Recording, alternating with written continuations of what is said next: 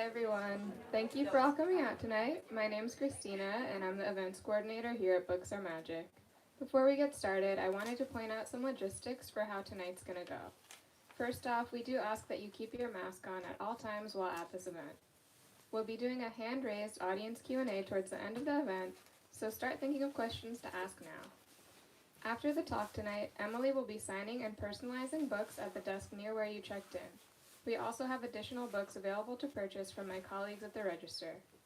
If you're joining us virtually on the live stream, we'd love to encourage you to buy a copy of Sea of Tranquility online using the link in the live stream description. It's my pleasure to be here tonight with Emily St. John Mandel and Isaac Fitzgerald to celebrate the paperback release of Sea of Tranquility. The award-winning best-selling author of Station 11 and The Glass Hotel returns with a novel of art, time, love, and plague that takes the reader from Vancouver Island in 1912 to a dark colony on the moon 500 years later, unfurling a story of humanity across centuries and space.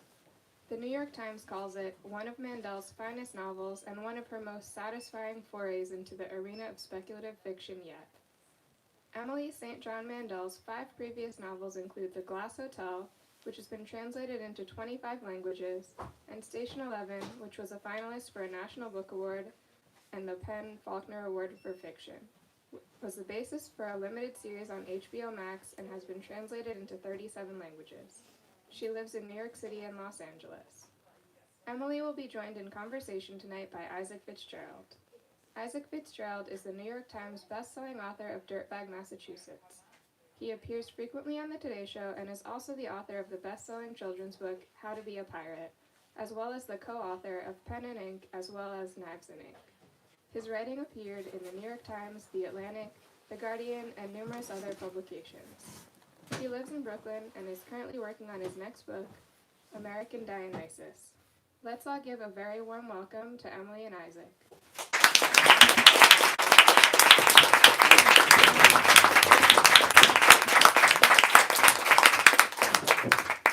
Thank you so much. Let's give a real warm round of applause for all the workers here at Books Are Magic.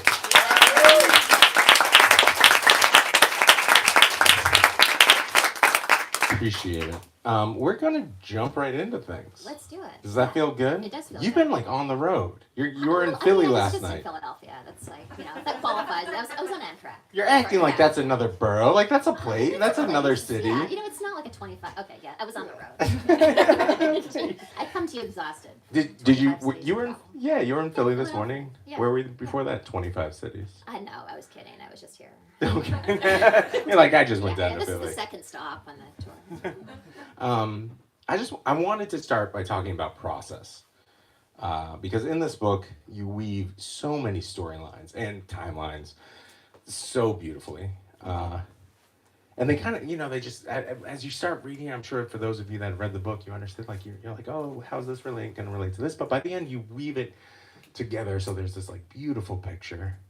And I was just wondering, like, what's your process in accomplishing this? Are you like a storyboarder? Are you a list keeper? Is your house like got yarn all over it? I wish it did. Like, I wish I had one of those like serial killer walls with the yarn and like the connections. No, there is no plan, generally speaking. What? Yeah, here's my process. I write an unbelievably rough first draft, and then I revise it. Yeah, that's the whole process. Hang on, Okay. many follow-up questions. We can back up. How often do we revise it? A lot. That's the secret. It's an incredibly rough first draft. Sea of Tranquility was fast compared to my other books because you'll all be shocked to hear that it's faster to write a book that's 140 pages in Microsoft Word than 350. So, it took about 18 months. But with my previous books, which were more of a standard novel length, the 350 pages, it would generally take me about a year to write a first draft, at which point I'm really only halfway through the process, because after that come round after round after round of revisions. And it's sometimes a grind, but it is my favorite part. I do like it. You love revising. I love revising, yeah. I really don't love writing the first draft. That part's harder. Because there's no plan. I'm just like flailing around trying to come up with a plot. But Yeah, but the revisions were fun. Okay, hang on. Enjoying your face. Well, no, because I got there's so much this feels very intricate, and I understand how you would come to that through lots of revision. I believe you. But you must have had some did you come to this project knowing like, okay, I'm gonna have different timeline, like in different versions of time? Yeah, I did. Okay, so this book was a little bit different from my previous books in the sense that I knew what the structure was going to be going in. And this will not come as a shock to anybody who's read both books, but it's really kind of an homage to Cloud Atlas, the David Mitchell novel, structurally speaking. I admire that book so much, that kind of symmetrical march forward and then backward in time. So I wanted to try that. I tried it with The Glass Hotel. It was a disaster. I had to rewrite the book 3 times and ended up with something nothing like that structure. But I could make it work with Sea of Tranquility because I had a time traveler. Mm-hmm. Like David Mitchell was able to do that without a time traveler. I don't know how he did it. Mm-hmm. I kind of needed one character to go all the way through and then back in time. So, yeah, because I knew the structure, the first draft was much easier than normal. And you knew that you were going to have that time traveler. You knew. I did. Okay, yeah, great. Yeah. So that brings me to my next question perfectly, which is Sea of Tranquility deals with the past, the present, the future, deep future. Which was the most fun to imagine? Which was the most fun to write, or least? Like, what was? Yeah, the far future was the most fun. It's like there is a historical fiction section at the beginning. The book starts in 1912. There's a slightly pre-pandemic section, February 2020. Then we start moving into the future with the book tour, and then finally we get to 2401, and we're on a mutant colony with time-traveling detectives, because I wrote this book in 2020. We were all kind of insane. And that was the most fun to write, because with sci-fi, there's so much freedom. You just make stuff up. Yeah. Well, but and you can take it where you want to take it. But you did mention that you're writing it in COVID. Yeah. So how did, obviously there's aspects of that in the book, but how did that affect your process? And to use the word you just used, you losing your mind a little bit. Yeah, A, we were all losing our mind, and B, we had no more childcare, if you remember March 2020. I pulled my daughter out of preschool on March 12th, and after that, it was just this insane few months that all parents of small kids had, of just trying to do our jobs while homeschooling, while trying to create a magically tranquil home life in the face of rampant death and chaos. No big deal. Totally doable. Yeah, so there was just no more time. That was how it really affected my writing process. It forced me to work in an incredibly focused way. Where I like wasting time as much as the next person, but there's just no time for Twitter if you've got 2 hours to work on the novel. I go on Twitter anyway, but hypothetically, I was more focused than I had been in the past. And did you find yourself writing in shorter spurts? Did you find yourself doing it wherever you could make time for it? Yeah, both those things. And do you think that affected the structure of it at all? Not the structure, maybe the writing style. Mm-hmm. It's possible that it's written in a more propulsive way than some of my other works, because there wasn't a lot of time for extra words. I kind of feel like that. It sounds glib, but I feel like it's real. You were trying to keep it moving. Do you? Obviously, the time travel aspect of the book is something that many people talk about. It's obviously a core component of it, mm-hmm. But for me, reading it was also so much just an author and book tour, Yeah, the book tour. Just what's my hotel number again? Yeah, exactly. I don't know about you when you're on tour. I have to take pictures of the plate next to the door with a number, because I found out the hard way. If you go to enough cities, you forget your room number. So I was in Cincinnati, and I tried to sign a terrible hotel bar salad to my room, and I'm I have no idea what room I was in. It was really unsettling. Did the waiter did they believe you, or were they this person's trying to scam me? It was ridiculous. I paid with a card, and then I went to the front desk. I was this is embarrassing. And the guy was this happens all the time. And I felt better, I wasn't senile. It was just traveling a lot. But there's a meta-ness to that. Yeah. Was that something, again, pre-pandemic, you're starting, mm-hmm. That was something you wanted to explore because you've been spending so much time on the road? Was that, Yeah. were you scared? Were you like, oh, this is going to be a fun thing to write about? Or were you like, ooh, is this meta-ness both. too? Yeah, which for anybody who hasn't read the book, we're talking about this kind of sci-fi autofiction section where there's an author on tour for a pandemic novel as a pandemic breaks out on Earth. I don't know why people think that's autobiographical. No. Yeah, what that came out of, I really like autofiction, which for anybody unfamiliar, that's autobiographical fiction. Fiction that's like slightly more obviously based on the life of the writer. I love Rachel Cusk's work. And it was a form I kind of wanted to try. And I'd had this really weird experience, which was I did an epic promotional tour for Station 11, which came out in 2014. It was this moment when my career completely changed. I'd published 3 books that nobody read, and then the 4th book, I moved to a bigger publishing house. I had all these opportunities I'd never had before. So I wanted to say yes to everything and just make the most of that moment. So I did 127 events in 7 countries over 14 months. Yeah, you see why I forgot my room numbers. I mean, it's just a lot of hotel rooms. I'm surprised you knew what country you were in. I mean, barely. Yeah. Yeah. I did once have a morning where I showed up at the airport and I had to check my boarding pass because I couldn't remember what city I was flying to. Like, so there were moments like that.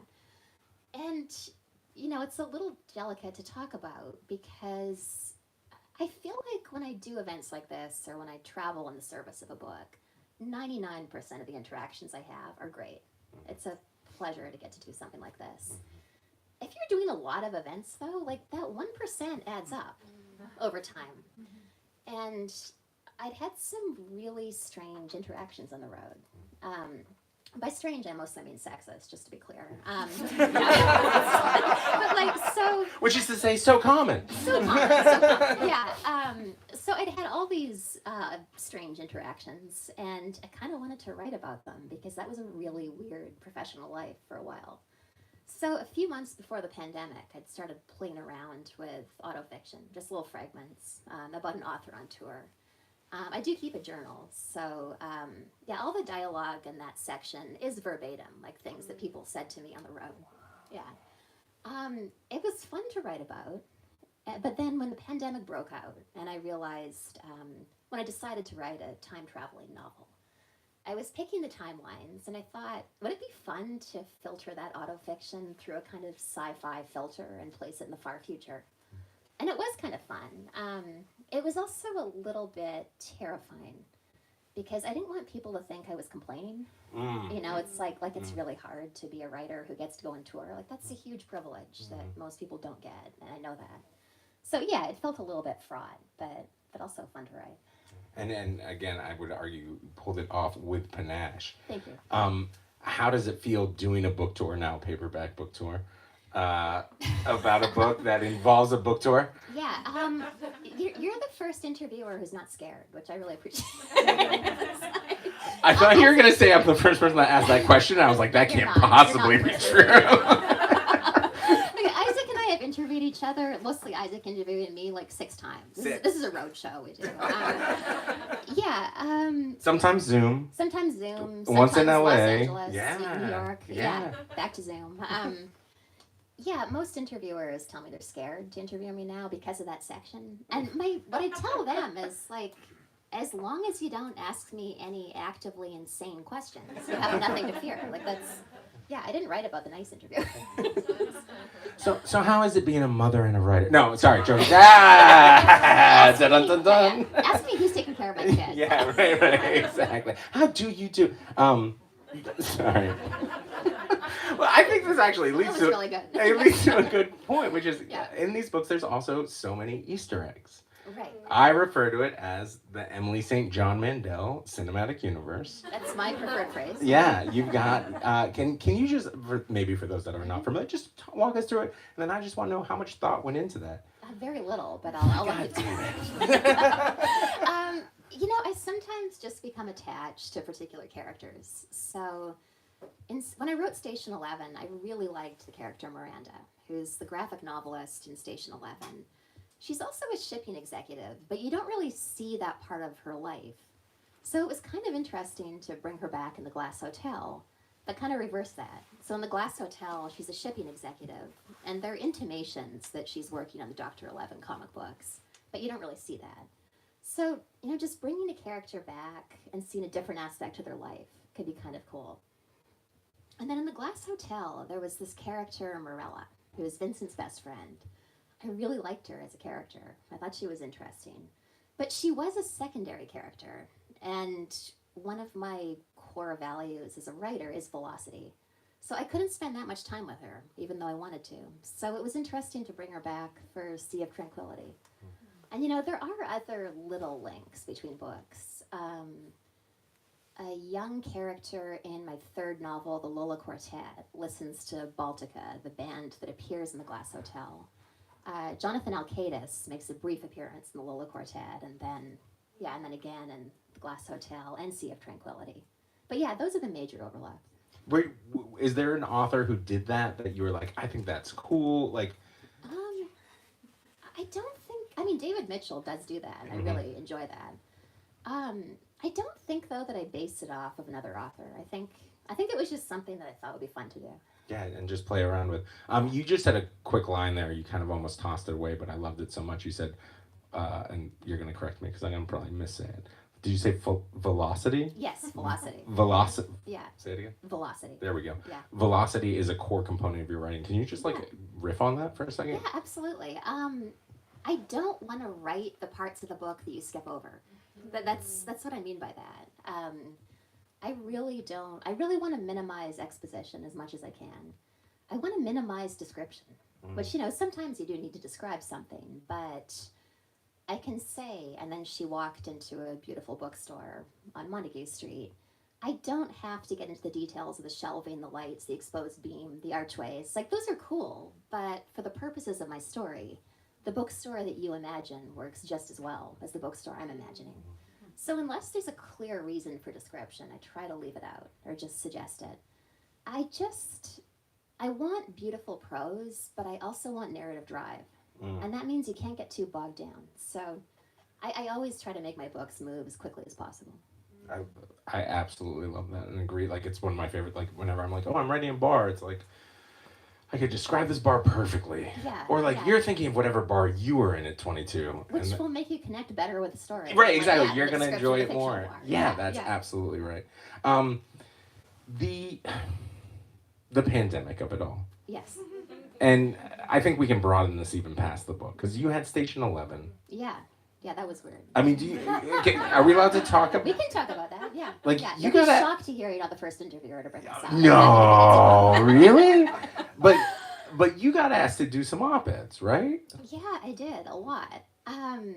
Like from my favorite publications in the world, and it felt a little gross. Like, I didn't fault them for asking me, but if I'd said yes, would I have been using this massive human tragedy as a marketing opportunity? It's like that was the part that felt kind of gross. So. And that was like early, right? Like people were reaching out to you. Yeah. Yeah, as in like you wrote Station 11. You're like, tell us what's going to happen next. You're like, don't you mean a scientist? Don't you want? Exactly. I'm like, I wrote a book with a scientifically implausible flu pandemic. Like, don't come at me with COVID advice. So no, but it was a weird experience that I wanted to write about, and that was a big part of wanting to include those book tour sections. What was? Just the weirdness of having written a pandemic novel and then an actual pandemic happens and people treat you like a prophet, which doesn't make sense. Yeah, absolutely. But then was there a part of you that wanted to shy away from pandemic aspects in Sea of Tranquility, or were you like, no, we're going it? I felt like I had to lean in, just like the moment when I was writing it. Because it was what was going on. Exactly. It was all of our lives. I kind of wanted to write about COVID-19 by filtering it through that same kind of sci-fi lens through which I filtered that book tour experience. Because sometimes sci-fi gives you just enough distance to think about something that's a little bit unbearable in the moment to look at head on. Do you... I mean, I've got a big question after this, but I just want do you view that as something you've done in all your books? This kind of... Obviously, I'm thinking Glass Hotel, you grew up on an island, Canada, like... Is autofiction always been the plan through a lens of sci-fi, or is that something you're trying to do even more of? It's something I leaned into in this character's professional life. And it's kind of funny because like I keep referring to it as sci-fi. Olive's home life is totally fictional. I don't live on the moon. That's another difference. So, it was an isolated island you grew up. No, sorry. I mean, not that isolated. Yeah. But yeah, so it's funny. Like even though I keep referring to this as autofiction, and even though the conversations she has on tour are entirely autobiographical, right up until the time traveler, so much of her life is fictional, but I didn't really feel more exposed by Olive than I did by, say, Miranda in Station 11 or Vincent in the Glass Hotel. And I think probably all novelists do that. We just kind of write aspects of our characters into these fictional people. Yeah, I think that's right. This is kind of a big question. I think again, it's one of the core questions of the book. Is like a question for these characters that they're going through is it always the end of the world? Is it never the end of the world? Is it actually right now the end of the world? That was my Station 11 lecture, which I shamelessly repurposed for this book. So, I did that epic promotional tour for Station 11. But then after that, I kept on doing lectures and onstage conversations around the country. For a long time, it was just lectures. So I developed this half-hour lecture. I could extend it to 45 minutes if I had to. It was about Station 11, but then more broadly speaking, about Shakespeare and about post-apocalyptic literature. And then that turned into this whole thing about why we're interested in books like that, in books like The Road or Station 11 or any of the others in that genre. And, a really interesting part of that long tour was getting to talk to so many people and getting their takes on it. Where I remember one guy suggested to me that it had to do with economic inequality, which I found really interesting. His idea was maybe in a world where the playing field feels fundamentally unfair, we kind of long on some level to blow this whole thing up and start over. I thought there could be something there. Someone suggested to me that it was about a desire for heroism. That, we secretly wish that we could lead more heroic lives, and we feel like maybe in a situation where this all falls apart, maybe I'm the person who steps forward. That was cool. The theory I heard the most often is that it has to do with the climate crisis. So in this time when we feel like our world it feels strong to say that it's ending, where we feel that it's imperiled, that we channel our anxieties about that into this desire for apocalyptic fiction. And that kind of rang true to me, but the problem with that is that as far as I can tell, we always think the world's ending.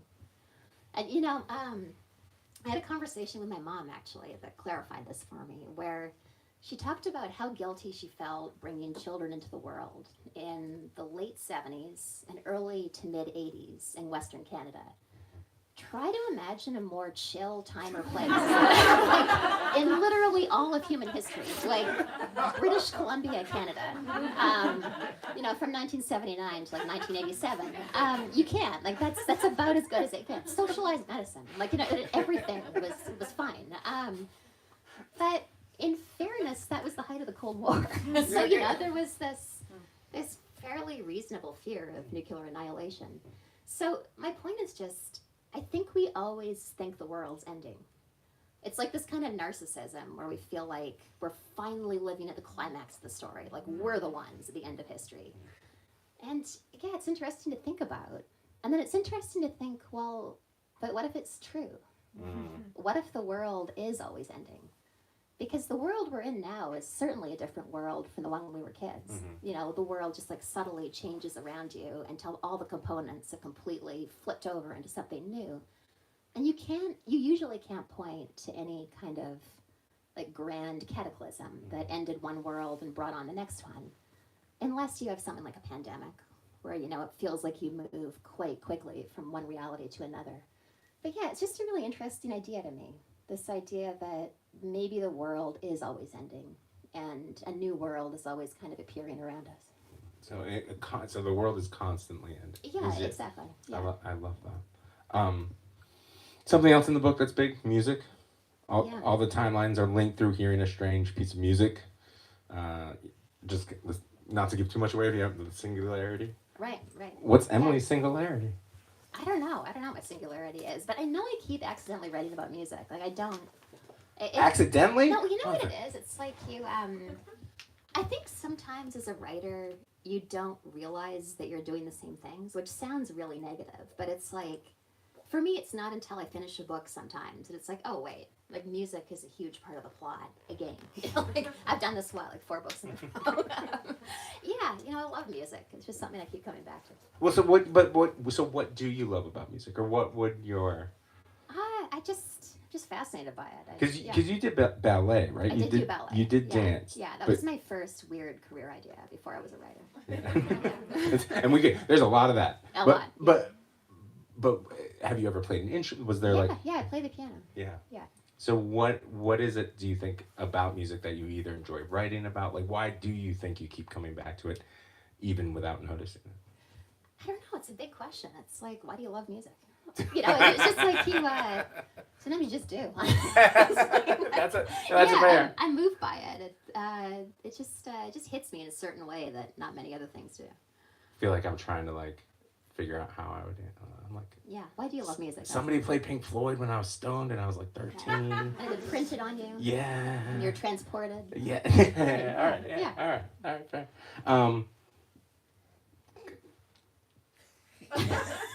Kind of the end of the world. Are we living in a simulation? I don't know. Here's the follow-up question. Does it matter? When I was writing this book, which, if you haven't read it, there's a lot in there about the simulation hypothesis, which is what it sounds like. The idea that maybe this is a simulation. What I love about it is you can find really smart people to argue either side of that argument. That kind of led me to thinking, well, if we find out tomorrow that all of this is a simulation, should we change our behaviors in any way? Or should we continue to treat each other as well as we can? Because whether or not this is a simulation, we know that humans can feel pain. Mm-hmm. And that in and of itself is an argument for kindness. What I eventually came to is maybe this is a simulation, but I don't think it matters. I think our lives still mean something, even if that is true. Mm-hmm. And I'm kind of neutral on the question, honestly. I don't know if this is a simulation. And would you care to find out? Kind of not, right? Maybe not. I guess it would be kind of interesting. You could kind of try to watch for the code falling apart. That could be interesting. But, yeah. for the world constantly ending. Yeah, exactly. All right, I'm going to bring us down real quick, but everybody else start thinking about those questions from the high-minded philosophy stuff. Obama really liked the book. Yeah, that was amazing. Come on, tell just a little bit. How'd that feel? It feels incredible. That's an amazing thing getting on that list, honestly. It's twice, right? Yeah. So the first time it happened with the Glass Hotel, I was in Prospect Park with my daughter, who I think was about 5 at the time. And it was snowy, so she was building a snow pile that we were trying to make into a snowman. And then I got this text from somebody I work with, and the text was like, OMG, Obama list. I was like, oh my God. So I looked it up and it was on the list. And then my daughter eventually put snow in my coat pockets so I would stop jumping up and down. She was trying to weigh me down. It's that's an incredible thing, getting on that list. I love this idea that she was trying to keep you grounded. Yeah. She's filling my pockets with snow. And the second time, were you kind of oh, okay, he's a fan. Is that... Yeah, because it was right below Michelle's book, which you gotta I'm just saying, you gotta put your wife first, right? Yeah, no matter whether your favorite book might secretly have been. Could have been. All right, yeah. Let's not start. We don't want smoke with Michelle. Yeah, all right. Kind of one. I got a couple, but Wikipedia is something else that comes to mind while we're talking just in the real world stuff. Is it a simulation? Who knows? But things do matter. Yeah. I got in a fight with Wikipedia. That was. You want to talk about it a little bit? So, right. All right. So I got divorced last year. As one does following the pandemic. True. But my Wikipedia page didn't change. And it turns out if you have a Wikipedia page, you are not in fact the expert on your own life. You're going to need a citation to change that. but I didn't know that. And there's not anyone you can email like, hey. Well, there actually is. Okay, so. Ooh, Okay, I'll get into this. Here's the process. So first, I realized that if I just tried to edit it, it would just get changed back. And somebody would be sitting there being like, Emily St. John Mandel's trying to edit her on Wikipedia exactly. It was a page. little bit obvious. She's trying to put her above Michelle on the list. Right, exactly. Like, it's not a great look. And also, like, to back up a little bit, on the one hand, it's like, who cares if Wikipedia is inaccurate? Mm-hmm. But that was a little awkward for my girlfriend. I'm just going to say, where it's like, that's a red flag. Like, you're dating somebody and your friends are like, she's married, right? To somebody else. Like, that's bad. It's on Wikipedia. It's on Wikipedia, yeah. So I emailed this address at Wikipedia that was supposed to be for this purpose.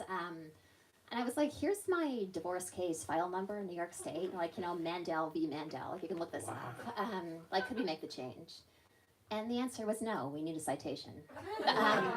Yeah, they said that you can't use legal documents as the primary source. That's a cite. It's questionable. But you know what? Citations are like their whole thing. Okay. Yeah. So I talked to a senior editor of Wikipedia who said, you need to say in an interview that you've gotten a divorce. And this was the week before Christmas. And so, I was thinking, okay, how do I just make an interview happen out of thin air, the week before Christmas? And, I have a genius publicist. I was like, if anybody can do it, it's her. But, literally nobody can make an interview happen, the week before Christmas with no book coming out and nothing newsworthy going on. That's not a thing. So I was like, maybe I could just solve this problem. So I went on Twitter. I tweeted, friends, did you know that if you have a Wikipedia page and you get a divorce, you need to say your divorce in an interview to get that changed? I said, so all I want for Christmas is for a journalist to ask me for publication, online only is fine, if I'm still married. And I was like, well, maybe this will work. And I stepped away from my computer for a minute. I came back a couple of minutes later, and there was this email from Dan Coyce at Slate. Subject header, I would totally interview you. And it was this amazing 5-question softball interview. The third question was, so are you still married? I said no. That went live minutes later. The article headline is a totally normal interview with author Emily St. John Mandel. And Wikipedia got updated within about 45 minutes. It was amazing. And then it was on the BBC News. What? Yeah, my mom was We got a second source? We got a second source. I got 2 sources. My mom was like, a friend of mine just saw you on BBC News talking about getting in a fight with Wikipedia about being divorced. It's that was my little argument with Wikipedia. But it worked out. Your Christmas wish. My Christmas wishes came true. Your Christmas I got wish a journalist to ask if I was still married. That's a beautiful. Yeah, Beautiful shout out to Christmas Dan story. Coyce. Shout out to Dan Coyce. The last question I want to ask, and then we're going to open it up for all your genius questions here, so be ready. You obviously, you mentioned David Mitchell, but I try to end interviews with kind of a 2-parter, and I think we've even done this for books of yours in the past, but just what books do you see this book in conversation with? And I think that's something, as writers, we're always just inspired by or affected by other books. But then also I think to write a book is a very difficult thing, and you're trying to fill a hole in the literary landscape. So what books do you see it in conversation with, and what hole were you trying to fill in the literary landscape by publishing it? I think the timing is important, for the second half of that question. I was trying to write about COVID. Yeah. In a moment when COVID was really, it is still happening, but in the earlier, more terrifying parts of it, where we understood less of what the pandemic was and of where it might go. And it might have been the end of the world. Yeah, for a minute it felt like it was pretty scary there in March 2020. I was trying to write about this strange experience we were all living through. In terms of what books it's in conversation with, definitely Cloud Atlas by David Mitchell. There's an American author who I really admire, Dan Shawn, who, if you're not familiar, his last name's like chaos, but with an N instead of an S. Chaon. Exactly, yeah. He writes books that kind of skip across genre with multiple timelines and multiple points of view, and I do see my work as being in conversation with his. I think those are the two major ones that I'd point to. Perhaps also Jennifer Egan's work. I have deep admiration for A Visit from the Goon Squad. That for kind of for the same reason, that the structural leaps that she took in that book. So, yeah, I think those are the three main ones for me. I think that's wonderful. Ladies and gentlemen, Emily St. John Mandel.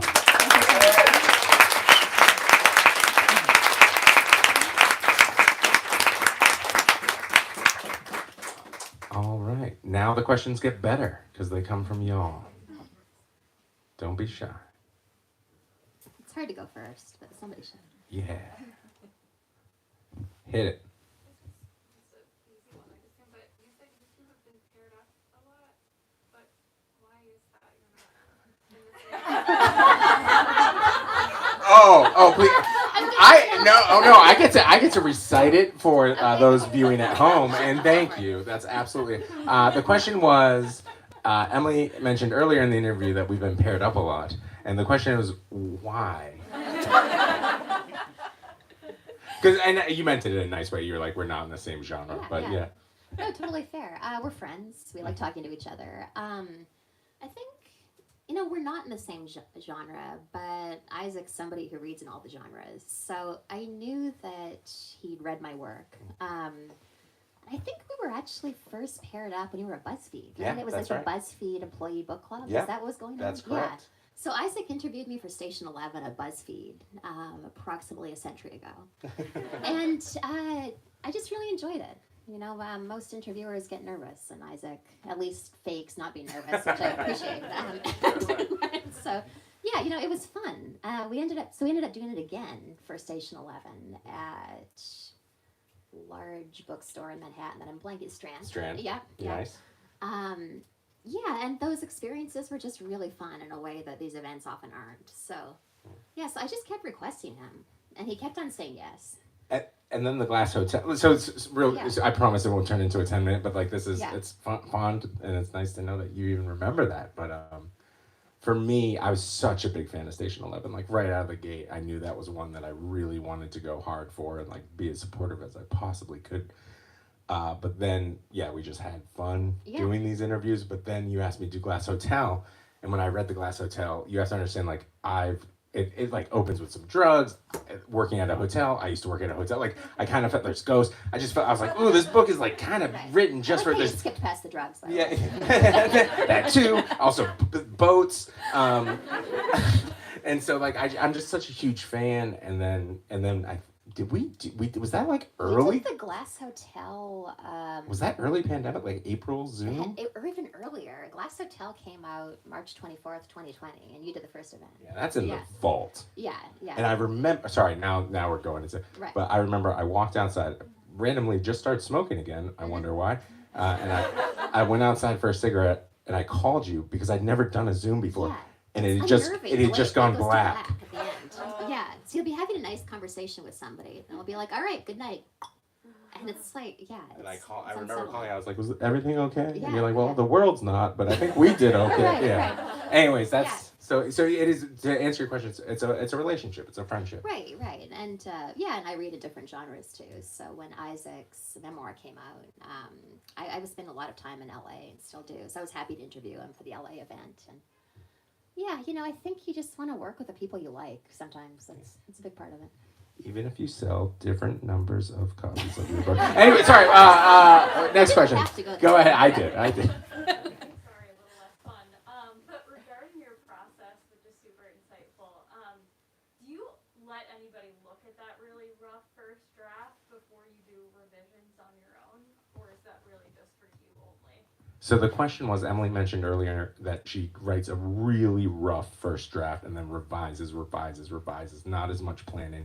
And the question, which is a wonderful question, every question has been wonderful, is do you let anyone look at that first rough draft? Absolutely not. No, I don't let anybody see it.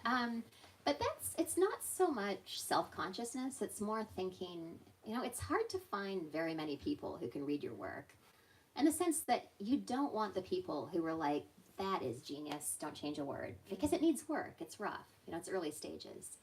So I'm always thinking in terms of, well, when will they be the most useful for the project? And for me personally, that answer is they're the most useful when I've gone as far as I can go on my own, which means having a fairly polished draft. So I've probably revised the book 5 or 6 times before anybody else sees it.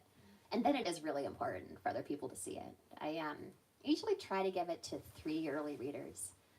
And that's really good for pattern recognition. You know, if all 3 come back with the same problem, then I know I need to fix that thing. But yeah, you know, just having fresh eyes on it, I think is really important. So yeah, once I have those notes back from early readers, then I start revising again, and I keep going. You mentioned that you go through 3 or 4, 5 times. Is there something about it when you say like, yes, this is right? Is it just an internal gut feeling, or like when you're like, okay, I'm willing to let somebody else look at this? It's when I run out of problems to solve. So it's like you've got your first draft. Your first draft is like 99% problems. Like nothing works. So you just start going over it over and over again. And at first you're fixing enormous problems. But the problems just get smaller and smaller and smaller. And then when you get to the point where you're just kind of fixing awkward sentences and moving commas around and like flipping the order of chapters, for me personally, that's when it makes sense to give it to somebody else. That's awesome. Great. So you talk about being some sort of matrix-like and asking philosophical question behind this, perhaps reality or not reality. So how much philosophy do you intend to include in your writing intentionally, and how much of it just comes spontaneous with the story itself? So the question is, talking about, is life a simulation, matrix style things? There's real philosophy, real thought in that, and correct me if I'm getting this right, but it's how much of that is intentional, like, oh, I'm going to put this philosophy, I'm going to think about different philosophers or philosophies and get this on the page, or how much of it is just like, it's coming from the problem. It's like, as I'm writing, oh, these philosophies are now here. I would say for the most part, it's the latter. You know, it's thinking about the plot, trying to solve plot problems, and trying to write an interesting book. And it's, yeah, for me personally, it's more that than thinking I'd like to write something around this particular philosophy.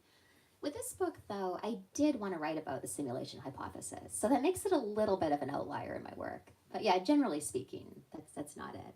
But can we ask where that, like, did you read an article and you're like, oh, like, where did the simulation... I think so.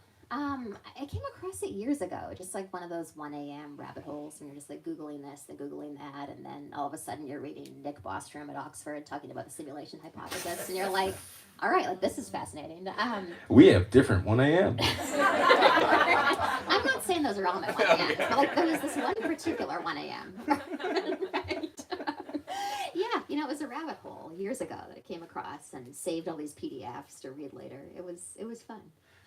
Was it this idea of I could write about this, or was it this like, oh fuck, I'm having a mental breakdown? Well, you know, I mean, like we were all having a mental breakdown. It was March 2020, but no, you know what it was? It was a way to fix the difficulty of writing a time travel narrative, which is, how do you write a time travel narrative that doesn't cancel itself out? Where, you know, if I say I'm going to walk out of this bookstore into a time machine and go back to 1910. Was I not then always going to walk out of the bookstore into the time machine, 1910, and like round and round in a loop? What does that do to notions of free will and cause and effect, which, if you don't have that in your fictional characters, you're done. Like, I don't know how you'd write that novel.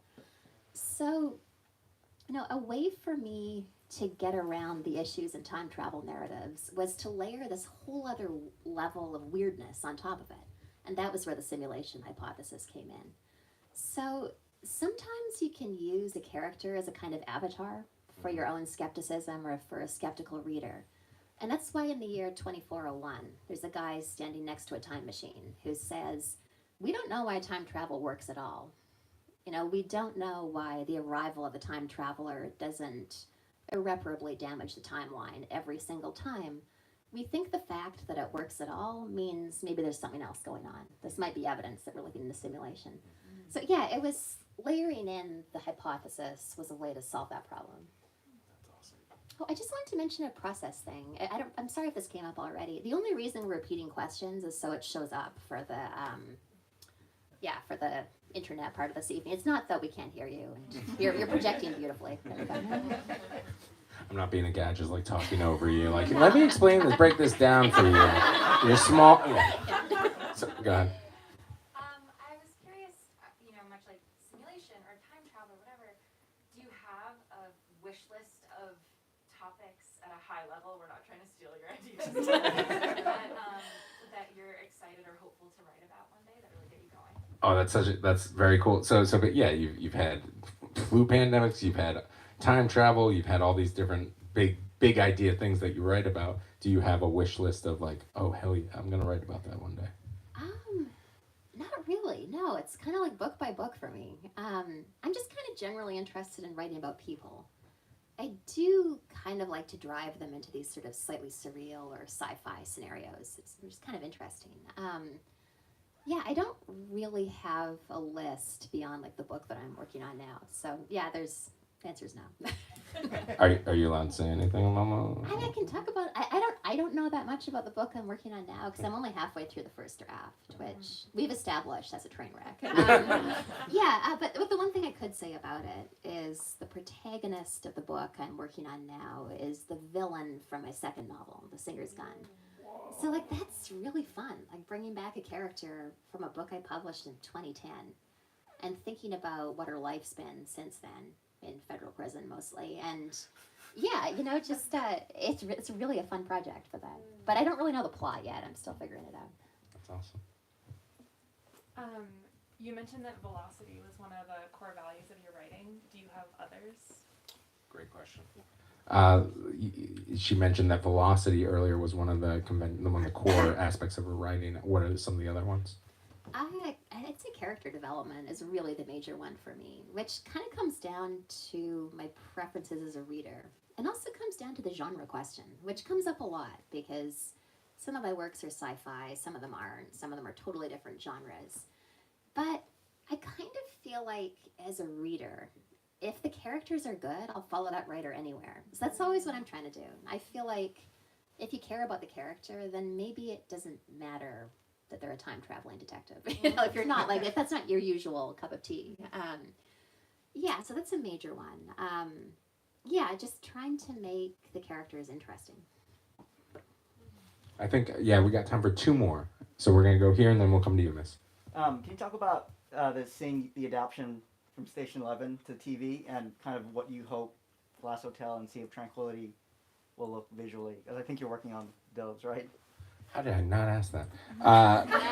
The question is about obviously Station 11 got turned into a masterful television show, and kind of how far along are some of the other projects, and what did it feel like to even watch that masterful adaptation happen? Not to put my thumb on the scale. Right. Yeah, we also did an interview with Patrick Somerville, the creator of the series. I thought that series was, I'm really extremely biased. I thought it was extraordinary. I just really admired it. Now might be a good time to say you did not write it. I did not write it. Right. Yeah, source novel. I fucking killed it. Yeah, that was not what I meant to say. Thank you. I was like the worst meme on Twitter. I got you. I didn't write it. I didn't see it until it was almost done. I saw a slightly rough cut just a couple of months before it aired. The Glass Hotel and Sea of Tranquility are just kind of in Hollywood limbo. So I had the opportunity to work on the Glass Hotel with the team that worked on Station 11, which I jumped at that opportunity because I love the series. So we had it's called a mini room, which if anyone's unfamiliar, that's a short writer's room. We had 10 weeks to figure out the arc of a season and write the first and second episodes. And then we pitched it to HBO Max, and that was 8 months ago. We're still waiting to hear back. So, it's kind of the executives there are great. I really like them. There's nothing personal in all of this. It's just a weird time in the entertainment industry where there's a lot of consolidation and mergers happening kind of at very high levels. And it does mean that decision making gets delayed. So I'm hoping to find out in the next month or so what'll happen with Glass Hotel. And then Sea of Tranquility is kind of lined up behind it. Great, thanks. I will say, if you have access to HBO and you have not had a chance to watch Station 11, I highly, highly recommend it. It's I believe, a real fantastic show. I loved it. Again, biased. Yeah. Well, that was literally my question. But to know what you're reading now. Great question, Emma. I'm reading nonfiction. It's this book called When Paris Went Dark, and I keep on blanking on the name of the author, but it's it's about the Nazi occupation of Paris. It's just kind of an interesting time for me. I'm interested in that period of history. Ladies and gentlemen, Emily St. John Mandel. And give yourselves a round of applause. You are all fantastic. Thank you so much for coming. We're going to get a little bit more here. Thank you for joining us at home. Thank you guys once again. Please give another round of applause to Isaac and Emily. Emily's going to be signing at the desk by my colleague Aisha over there. If you guys could line up over there with your belongings so we could break down the room, we would really appreciate that. And have a good rest of your night. Thank you. Great job.